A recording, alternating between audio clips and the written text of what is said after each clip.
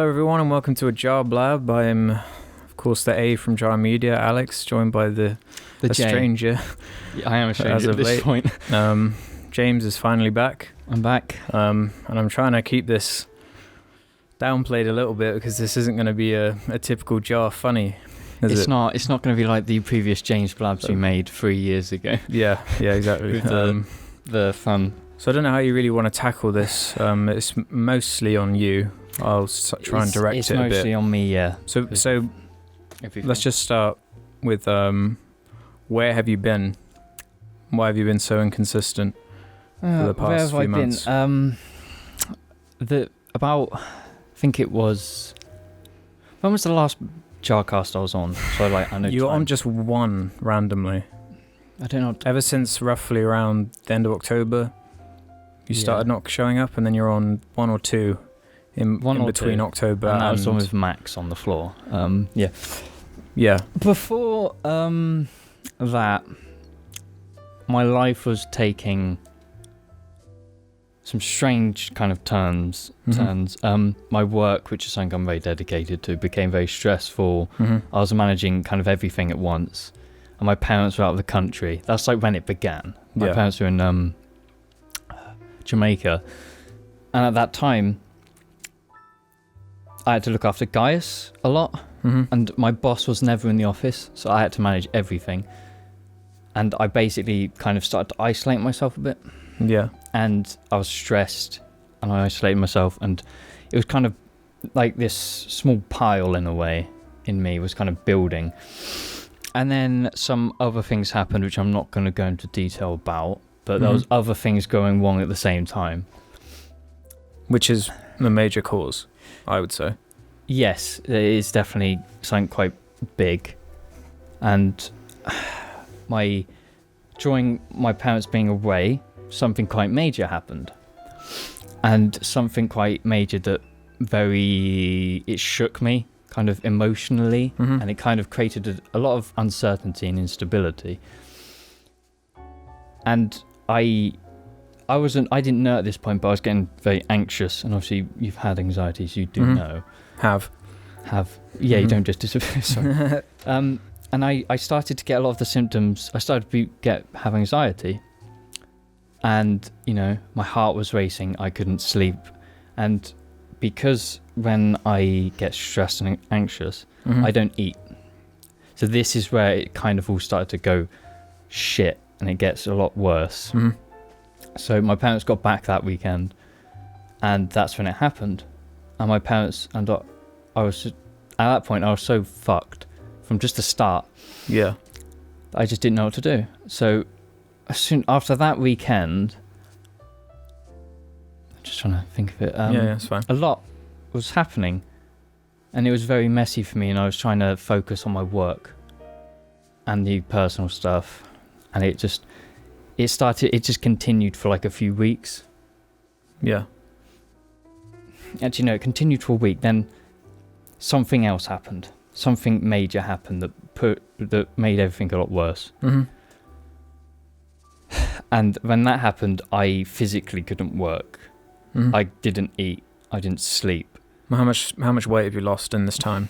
During this time, I've lost a stone. And you're already underweight. Yeah, so a stone might seem to some people like that's not bad, but at the time I weighed 9 stone.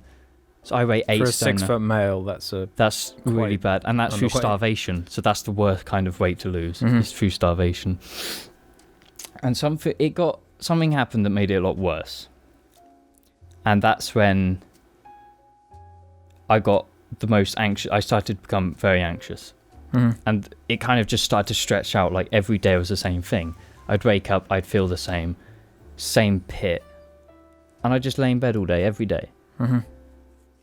Depression, basically. Yeah, but I wouldn't say the depression didn't start yet, but that anxious state kind of continued for some time, and the spiral. Yeah, and it was during that period that I came on the cast. One cast. Just that one. And after that, it was just like a pit, a hole, and I didn't know how to get out. Because you seemed fine on that podcast. I seemed happy because we were laughing at Max fucking the thing. That was a very fun cast. Yeah, well, that really helped me. We're dodging around like you obviously don't have to say what I'm it is. not going to, because it's... But, like, it's confusing to try and wrap your head around without actually knowing on the most vague surface level what it actually was. Yeah, and I'm not going to mention it at all, because I think that's... No? You're not even going to say... No, I'm not. But after that cast, it just stretched out, and the same thing. And then a second event happened. And that pushed me like to one of the most extremes, where I was just, you know, when you're in that pit, it's like your self-hatred, you hate yourself, you're like hopeless. And like during that whole thing, I lost like the idea of what a normal life is, because I was so fucked that I didn't understand what it's like to feel normal, because every day it's the heart just racing. And I just started to lose hope in everything. And this is months upon months of... At that point, it was like a month of just the same stuff. And before that happened, I actually went to the doctors, because at that point, I knew that, you know, it's not okay. So I went to doctors, and I was sitting there, and I fucking burst into tears, because it was all just there. And I just cried and explained everything, and then she said that she was asking questions like, you know, depression, self-harming. And at that point, I hadn't self-harmed. I'm against self-harming, but at that point I hadn't. And then she's saying that it could be it's anxiety, and that I was recommended anxiety pills. And did you take them, by the way? Yes, and therapy. Was it propranolol or? Yeah, the pink ones, the small pink ones. Are you on them now? No, you stopped. But okay, good.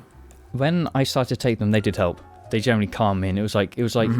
During that time, it's like when your life's such hell, that tiny hour or so when it's really calm was fucking fantastic. Valuable, yeah. Yeah. And it just started, things just continued. And there was a point where, in a way, I thought things were going to get better. I thought things were going to get better, I wouldn't have this. And it's that point where I started to not take the pills, because I thought I could do it myself. Yeah. And I was recommended therapy, but I didn't take it. And I regret that. I honestly do.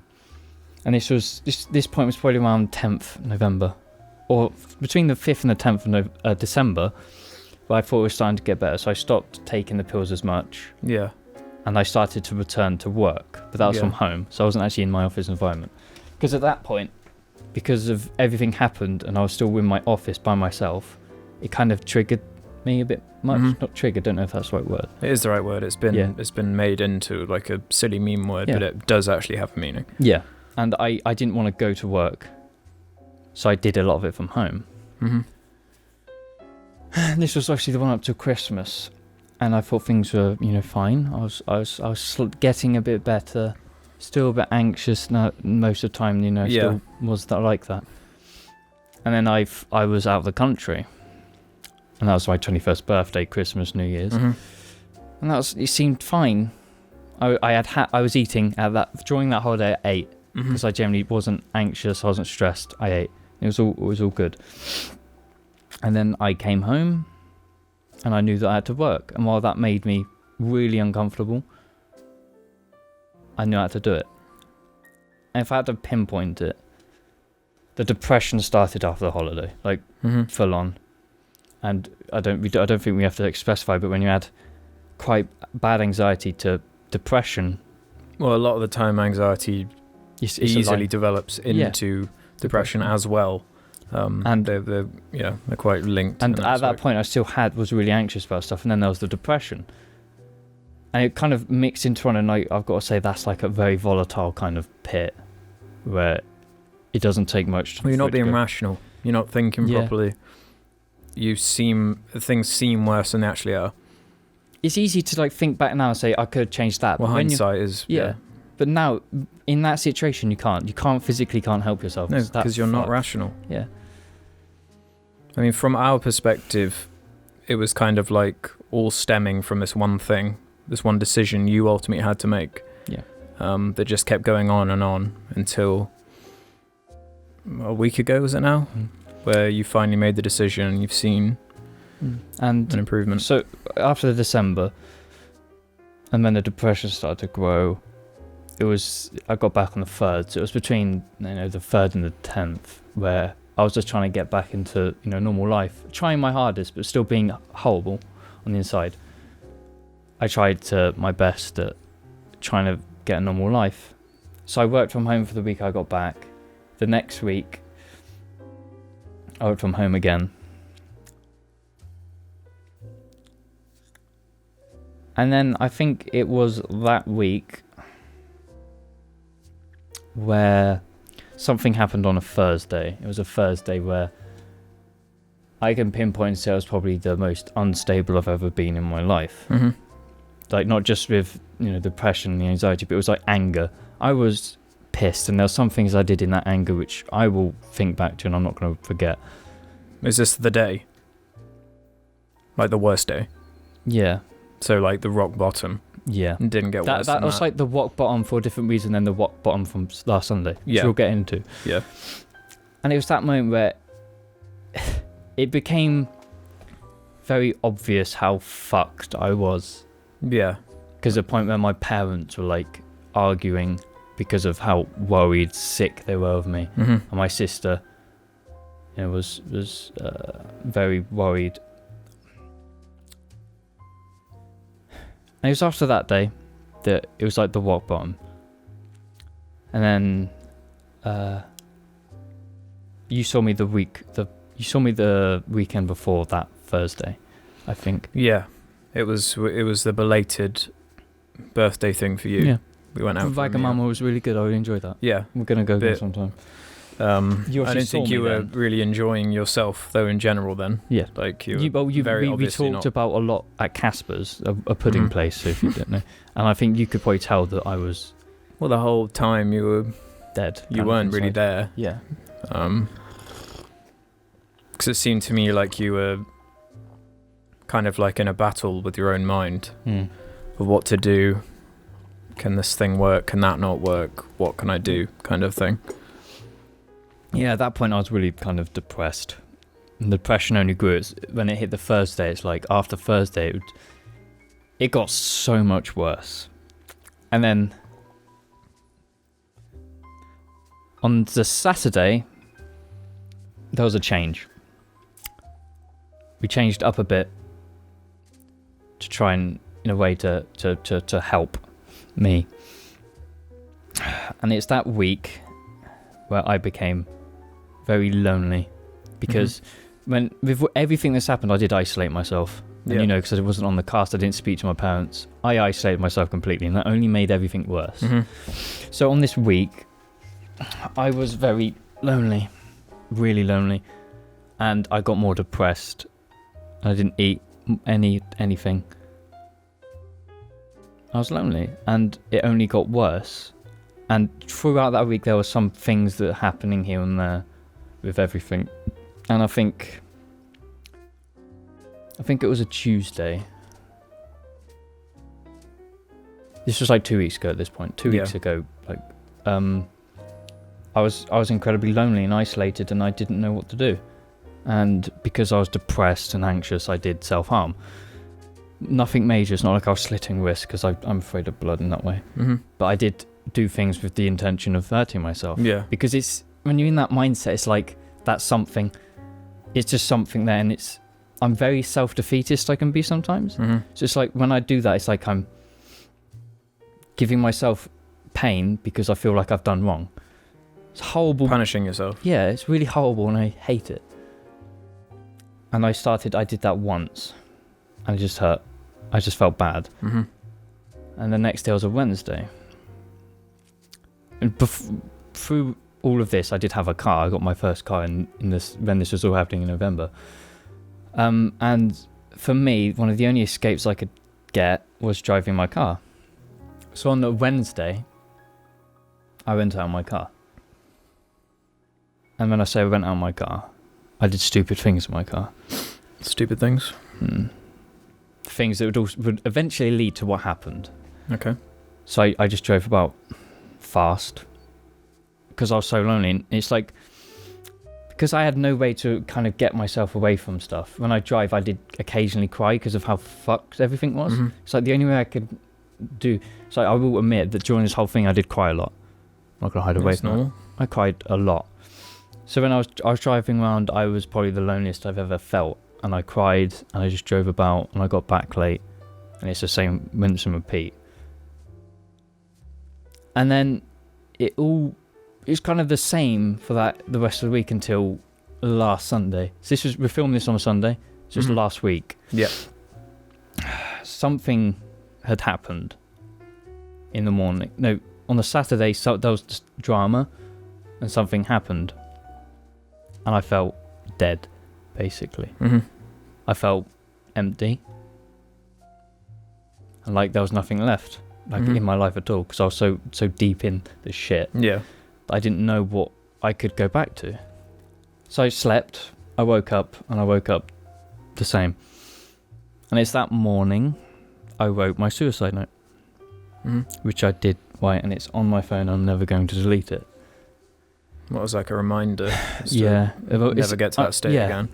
Because it's a point of reference for how shit what I've been through has been, and it's like for strength for me in a way. Yeah. But I wrote my suicide note,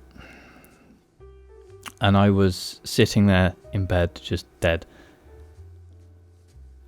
And after that, there was some more things happened, and more things happened, and it's like when I'm in that state of mind where I'm considering suicide, with those things happening, it pushed me into it a lot more.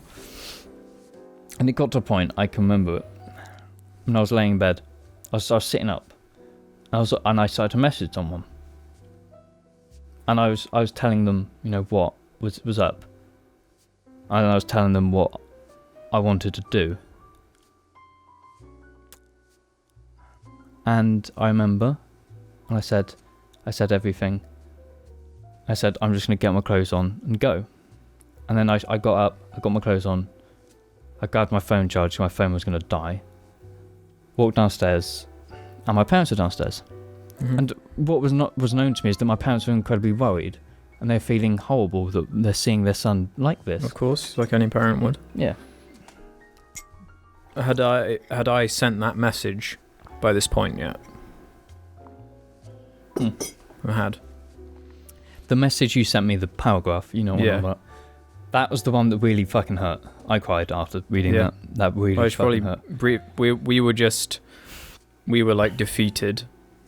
Well, you spent months seeing me in this state. Well, yeah, and we'd all tried our hardest to, be there and help you and give you advice and whatnot. Yeah. But by that point, it was incredibly frustrating to us because while Jar it's like fun above everything else, it was becoming very frustrating for us, especially with Ruben being at uni, so he's not always available. Yeah, I was letting you down. It's just me and Jim, and you'd made promises that you couldn't make and keep.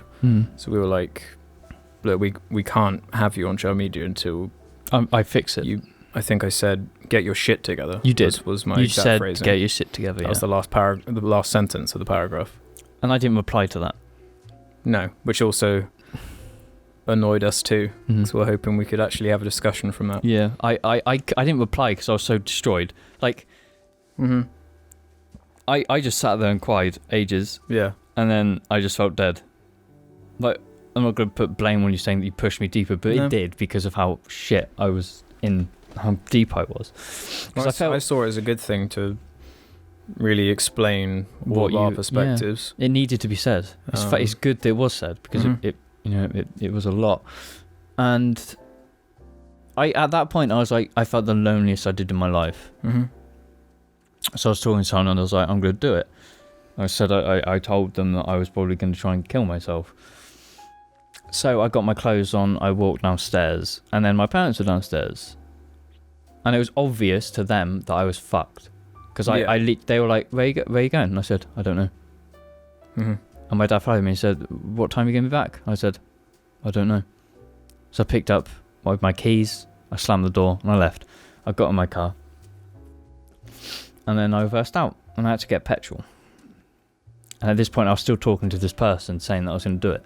And there's something I sent at that time which didn't help them at all. Because I had said that I was going to crash my car. So I sent a picture of me in my car, like the dashboard. Yeah. And that obviously fucking worried them like hell. Yeah. So I then I started to drive. I went to the local petrol station, filled up with petrol. And I remember getting out and I was just so fucking dead. And at that point, because the messages that this person was sending me, I didn't see them. They weren't on my phone, so I didn't know. Mm-hmm. But they were getting extremely worried. Really worried. We had no idea what was going on, by the way, because you didn't tell any of us. I only told that person. Mm-hmm. I didn't tell anyone else. So I started to drive. I got in my car. It was really rainy at that point.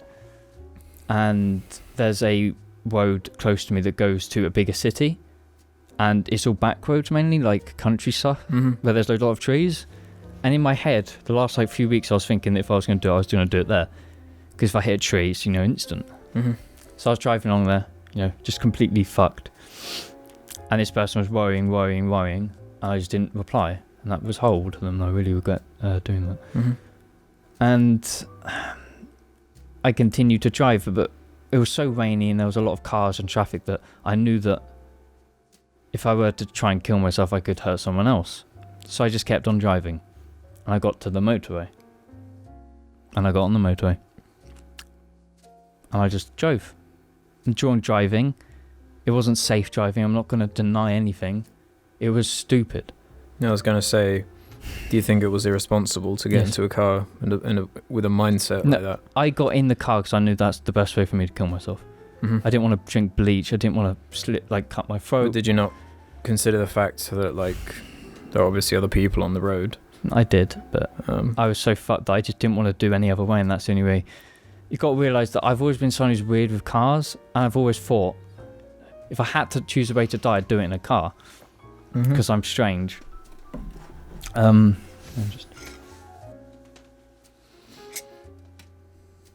Whoops. Oops. Oh no. Don't worry, that's fine. But yeah. So I got on the motorway, and I think this was the M4 to Bristol, I think it is. And I just started to drive, and by drive I mean speed. Mm-hmm. And I was doing 120, 130 odd. Mm-hmm. And I was just crying and I was screaming and I just... Not I was on the dead. motorway? Yeah. Outside lane, so it's... And then I continued to drive. And while I was driving, because I wasn't looking at my phone, there was things happening.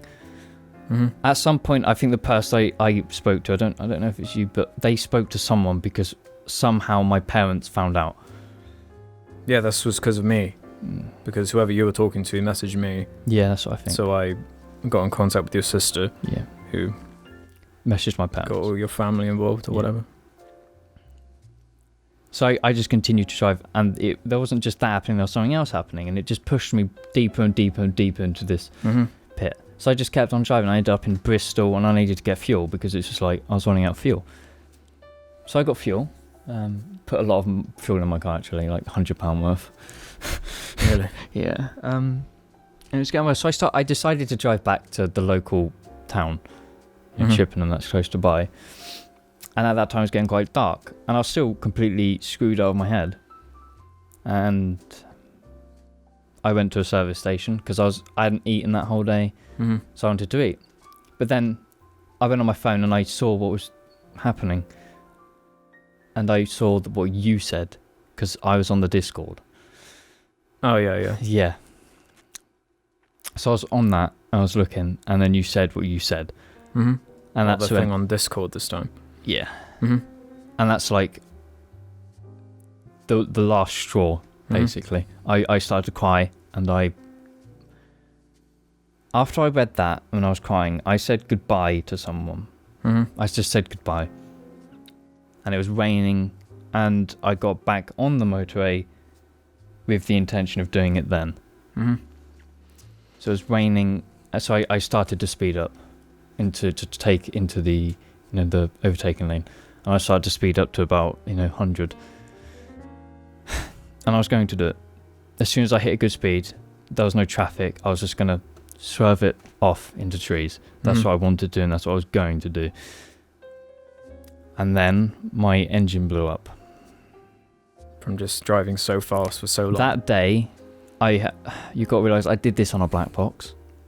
So it's all tracked. Everything I did that day was tracked. Oh yeah. And I on one of the emails I've seen, it said I was doing about 100. How fast? I think it was 120 miles an hour for 5 minutes straight. Really? Fucking hell. It's not funny. It's just fucking horrible. I could have fucking killed people. I fucking hate this. But it's just trying to, explain it. I did a lot, but it wasn't just doing that speed. It was swerving between cars as well. Mm-hmm. So if there was a car in the overtaking lane not going fast enough, I'd swerve into the middle lane and just start doing all that. And it was stupid. And I'm never going to forget it. But yeah, I started to speed up. My engine blew. I fucked the engine. I blew a big end, I think it is. That's bottom of the engine. That's massive, important stuff. So I started. I went over to her hard shoulder. Yep. And stopped. And the car stank, absolutely stank. And that's when when the reality hits you that I was about to kill myself. Mm-hmm. And that was enough to just destroy me. And I had to stop you. No, it's like to like destroy me emotionally and realise what the fuck I was doing. Mm-hmm. It made me realise who actually cared for me and was there to try and support me. Mm-hmm. And I had to call my parents. Of course. They're probably worried. And having to call your parents when they know you left the house to kill yourself is horrible. Mm-hmm. Because they knew exactly what I was doing. They found out. What was their reaction? Were they angry or upset or scared? Or? I called my dad. Yeah. He picked up the phone. I was like, my guys, I blew my engine up. He was like, why? What are you doing? But they obviously knew. And I started to cry and I was like, I can't take it anymore. Mm-hmm. I don't want it anymore. Mm-hmm. And he was like, no, but why? And I was just continuing to cry. He was like, where are you? I was like, I don't know where I am. I was past X service station, and then he started to come out. He left the house to try and come to me and sort it. So then I had to wait some time, and in that time I talked to you. You were probably the first person I messaged in the group. Mm-hmm. I said I literally just sent you a message saying I blew my car up. Yeah. And you guys were like, "What the fuck are you doing? Why get out? You're like a danger to people." Yeah. But I was on the hard shoulder. I was stopped. I was safe. Mm-hmm. So we had no clue what was going on at that point. You had no clue. Mm-hmm. So then I was sitting there, and it's just, the realisation of everything hit me. So I was messaging people and stuff, and I was waiting.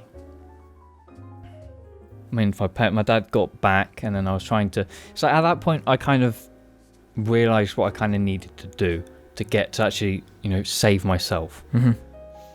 So I did that. I started to sort that and try and get that sorted, because at that point I realised that that's how deep in the shit I was, and I needed to get out. Mm-hmm. And I needed to just get away from everything and fix myself. So my dad got there, and I was still discussing stuff, blah blah blah. And I think at that point I messaged the group to say that I was trying to kill myself. Mm-hmm. I think we all knew by then anyway. Yeah, I think you did, yeah.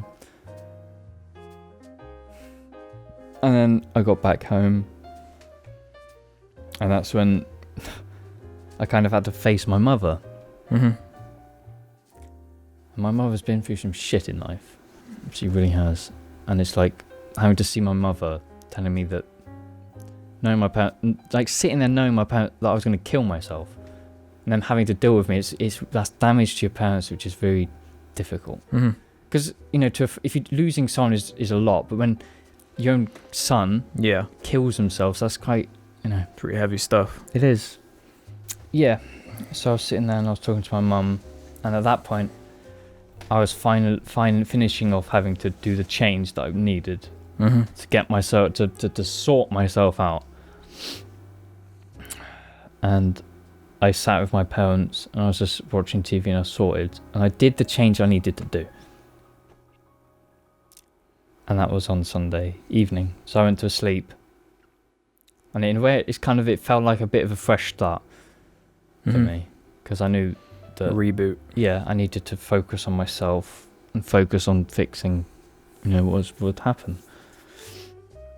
So the next day, I woke up, felt shit, basically, still. But I tried during that day. I was working from home as well. So, no, I worked from home. I was talking to my sister was around but during this whole thing, my sister was very supportive of me.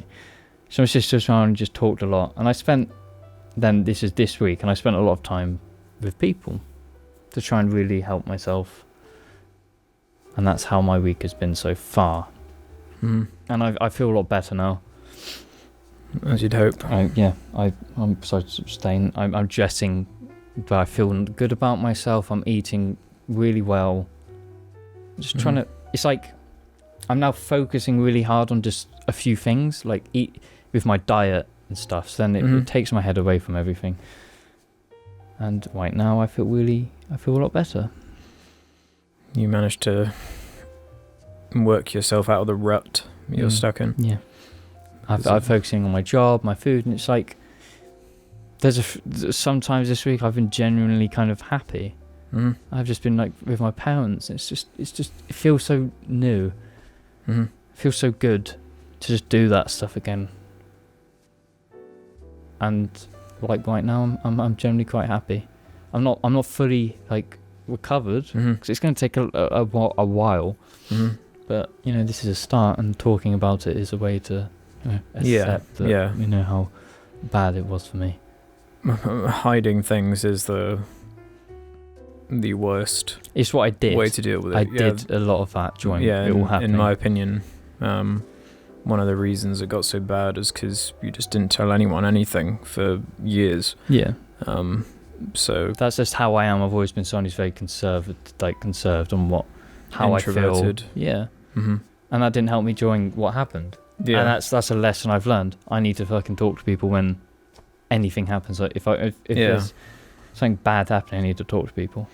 And that is a bit of advice. If you go for any bad things, always talk to people about it. Yeah. I isolated myself and it almost bloody killed me.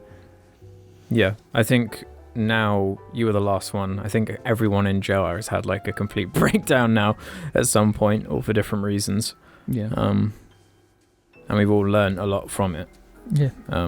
My breakdown almost led to me killing myself. Yeah, yours is the most extreme one because of reasons, but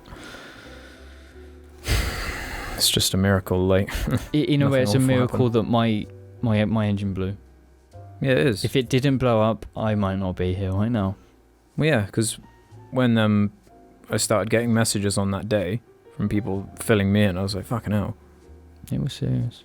So what if I find out that you're in a wreck then? Yeah, if you hear on the motorway that there's a massive crash and you're just like, that's James. Yeah. And then that's it. I'm gone from everything. Yeah. As much as it might seem like kind of close-minded for us, because I've got Jar, I've got you, your friends, and I've got my family. But there's Jar. There's all the fans, and if you had to make a video about saying that I killed myself, that's gonna be fucking horrible. Yeah. That'd be really the fact we even had to think about that was and was the ridiculous. fact that you had to think about it was like a reality for me. Yeah. And there's a lot I've learnt from it in myself. I know that there's always people that care.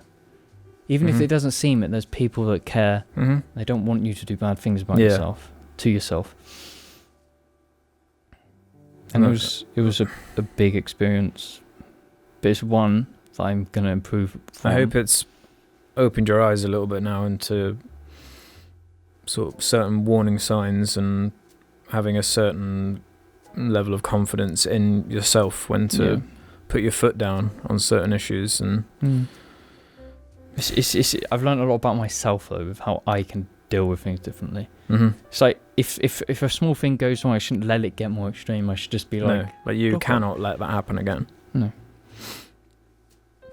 And there's a lot of things from it that I'm not ever going to forget, and it's normally that's with how I am. It's like I'm not going to forget the look in my mum's eyes when she was telling me when I got home.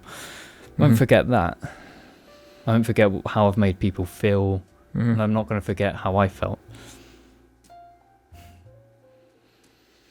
It was a very, very tough, period for me. Yeah.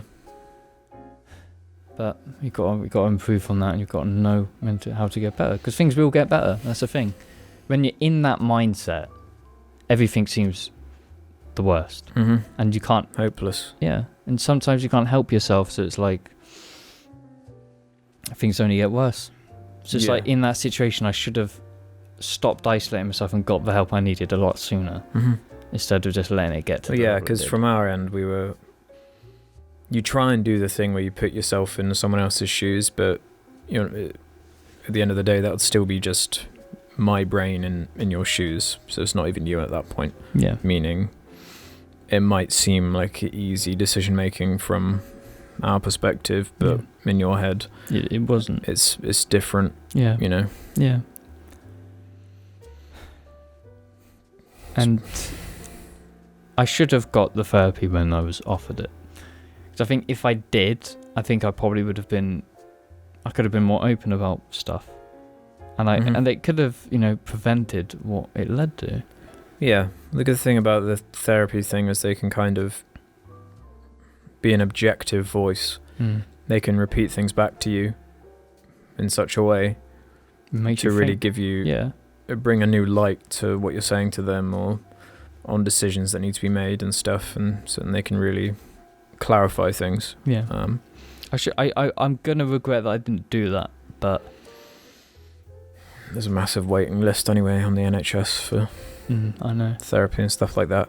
But I'm kind of confident in myself now that stuff won't happen again. So, I've been to like therapy once.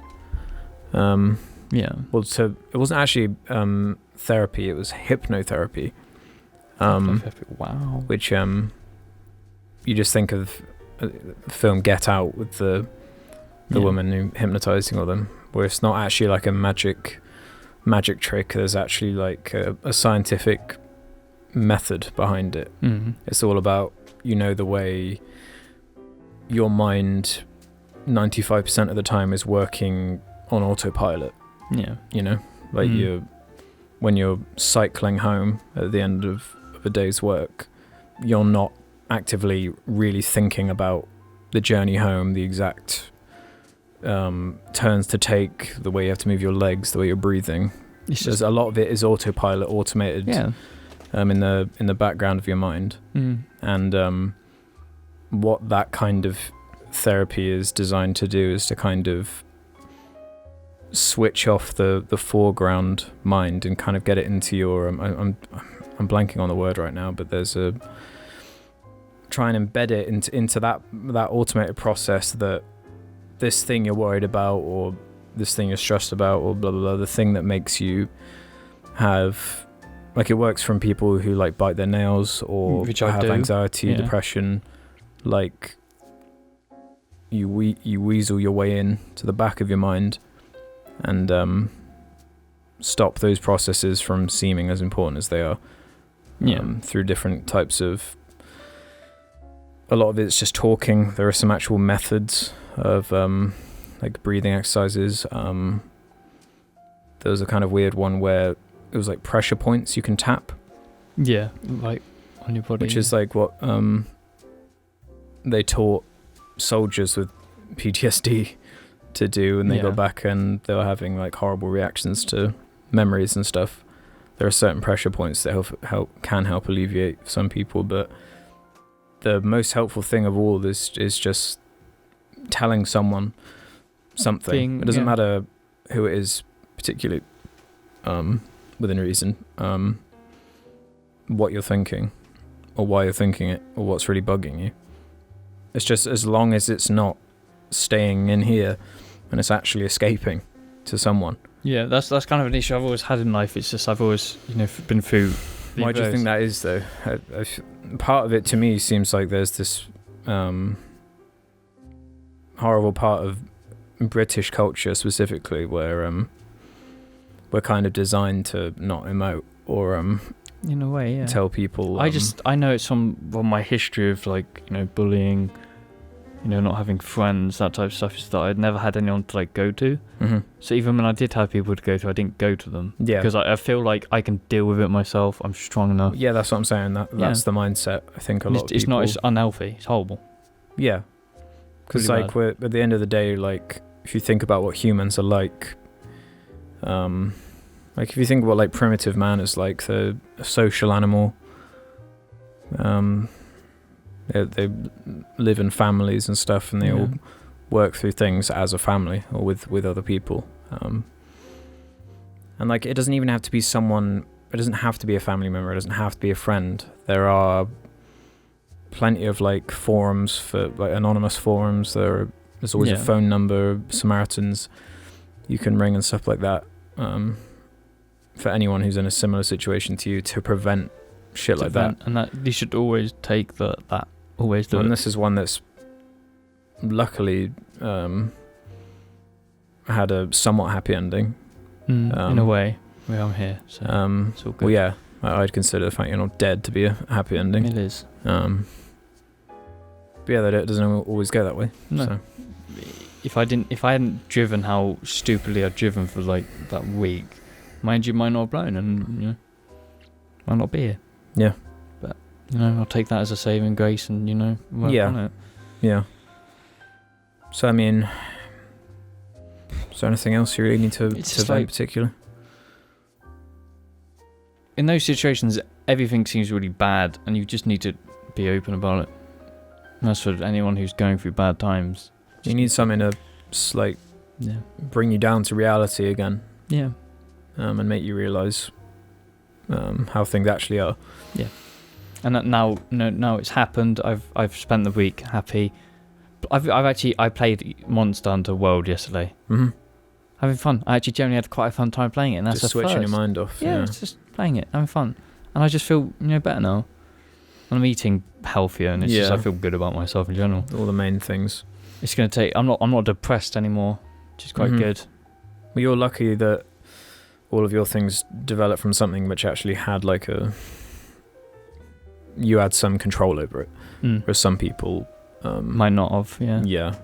Because some people are just depressed for no reason. Or there's a lot in it that's at the cause, and now that there's like my work, my personal stuff. It's not all on one. I don't think. I'm not gonna say it is, because in my opinion, it's the majority is on one thing. No, for me, because of the way my work is a lot of stress. So that is a very big root of everything was my work. Mm-hmm. And now that my work is, I'm working every day. It's fine. But when they both came together, it created not a good situation. And now that they're both okay at the moment, I can get better, and the depression's gone. The anxiety's not ever going to go. That's the thing. Yeah.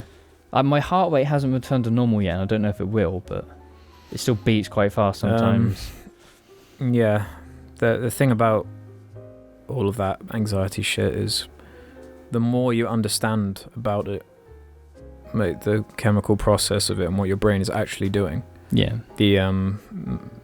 It's much easier to wrap your head around and rationalize it. Whereas now I feel like I've got pretty good control over. Yeah. It's just about finding that and being able to. Yeah. Obviously, it's only been like a week for you, so that's still. I know why that I became like that though. It's because I was very uncertain about my future, and that's what my worried, because I felt like I lost my future. Anything I've been working towards. So that's what kind of caused it.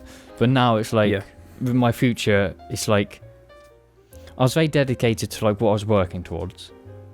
Mm-hmm. And it's like, that's healthy sometimes when you really want something, you want to work hard. And it's like long-term goal, Yeah, you get determined for it and you work really hard. But it's like, I kind of dedicated my life to just that goal. And I'd sacrificed things, I didn't care about John Media, my family. And now that kind of long-term goal isn't really a goal anymore for me. Yeah. I'm just focusing on just everyday life and having fun. Mm-hmm. I've kind of adopted the living in the moment kind of thing a bit more. Kind of I look at Argy and Max, I look at dogs, and I see how they take everything on the chin. Yeah. Like they just live in the moment. If someone steps on their tail, they cry, and then they get over it, and then they're immediately just fine. Yeah. Like they've emoted, they're not taking it personally. It's done. Yeah. That's what I'm going to change now. Yeah. Like just being happy with my day. Yeah.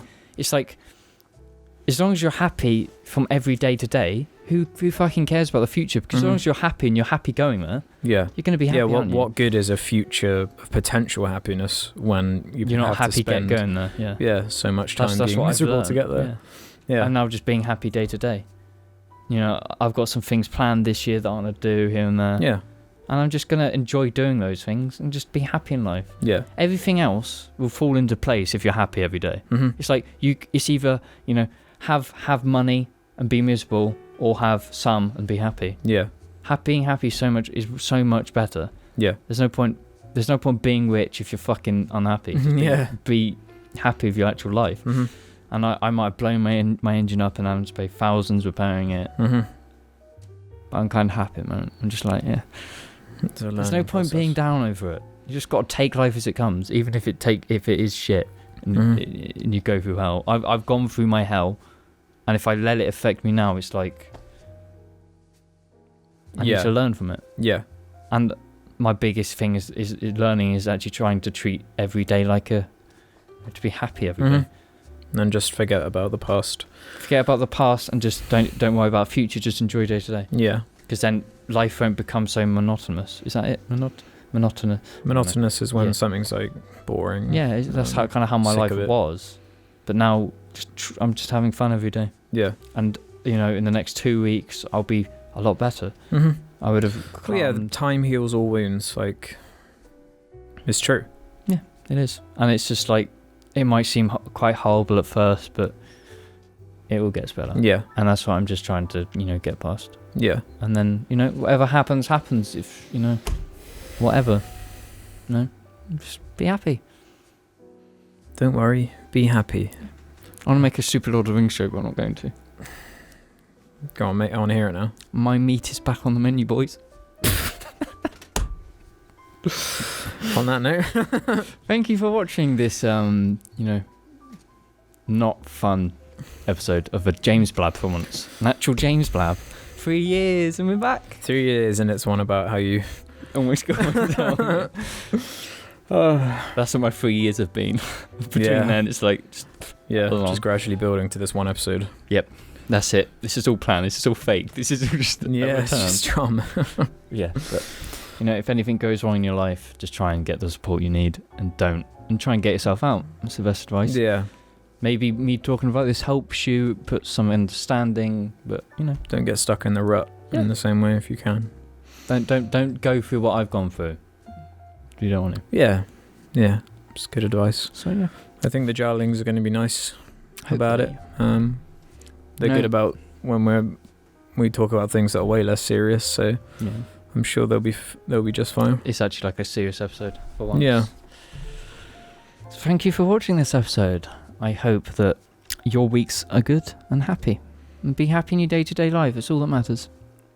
Too true. Thank you for watching. See you on the next episode.